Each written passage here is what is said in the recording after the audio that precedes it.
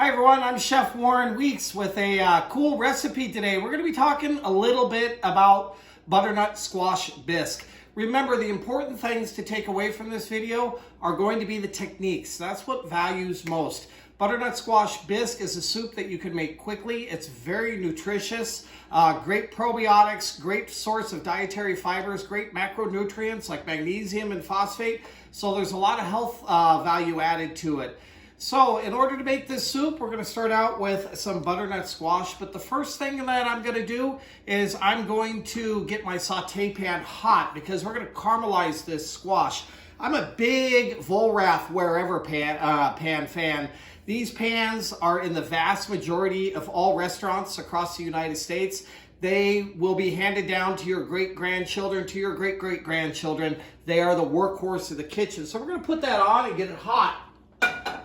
Remember, in order to prevent stuff from sticking, we work with hot pan, cold oil. So we want to get that saute pan nice and hot, and then we're going to add our grapeseed or our avocado oil to it. That'll prevent that squash from sticking. You got to be careful because the squash is high in complex carbohydrates and sticking will occur.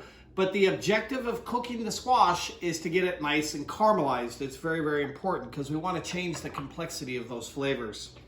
So we have two choices. If you don't feel comfortable cutting up and peeling your butternut squash, you can simply cut it in half, remove the seeds, throw it into your oven at 450 degrees for about 20-25 minutes until it gets really nice and caramelized, and then you can scoop it out with a spoon if you like. However, I prefer to saute it because I like to saute it with my onions and my garlic and my fresh herbs, which add a lot more to the complexity of the flavor.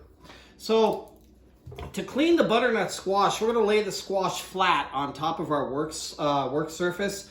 Make sure you have a good chef's knife. I love Wusthof knives. They're my favorite. They're not too heavy, but they're nice and firm, and they hold their blade really, really well. So this is my workhorse. So I'm going to start by cutting off the top and the bottom of the squash to create nice, careful work surfaces. You remember the other day from the video, we put 3 fingers on the grip, index finger and thumb onto the blade. And then we're going to push down and through the food as we cut to keep ourselves safe.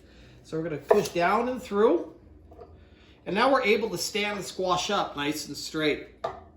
And then we're just going to take our knife and we're going to cut down to remove the outer surface. You can do this with a chef's knife or a peeler.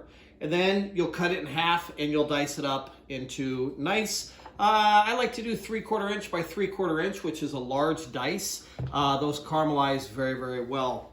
Now I went ahead and I cooked the squash. I added diced onion, I added garlic, and then I also did it with a little bit of chicken stock.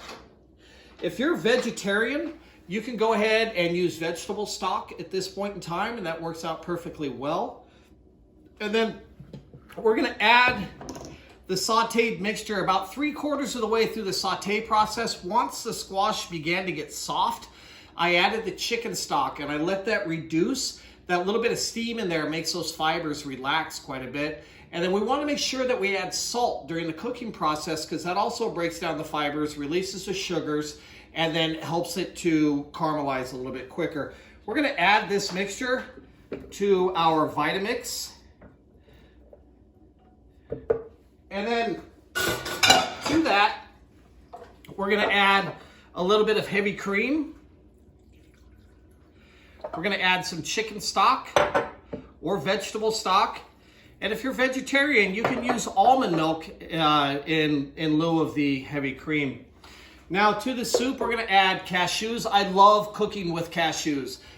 These are a great thickener in lieu of doing a roux, which is a butter flour mixture. Plus, they're also adds a little bit more protein to your mix. So I'm going to add some cashews to this mix. And then I'm also going to add fresh herbs. I love working with fresh herbs. Great source of antioxidants, which get into the bloodstream, help fight the free radicals. And as a tip, make sure you don't wash your fresh herbs until right before you go to use them. Anything sooner, it's going to start the browning effect, and you'll get a lot less of a shelf life out of them. So I'm simply going to pull the stem out, just like the 1980s people, no seeds, no stems. It's very, very important. So we're going to add some fresh oregano, and I'm going to add just a touch of rosemary to this as well. and then right onto the Vitamix for just a moment. And we'll pulse that just a couple of times.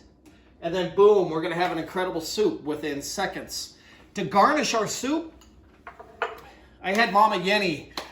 She took a poblano chili, which is a larger green chili, roasted it over the open flame until the skin began to blister, right into a plastic bag for about 10 minutes, peeled it, threw it into the Vitamix with a little bit of extra virgin olive oil, a little bit of salt, and a little bit of pepper, and made this green oil, which we'll put over the top of the soup.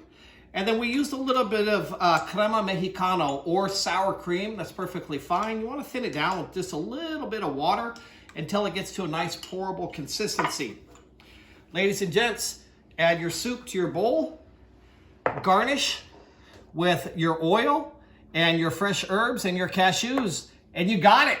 Hey, ladies and gents, I hope everybody picked up on some techniques today. This is Chef Warren Weeks.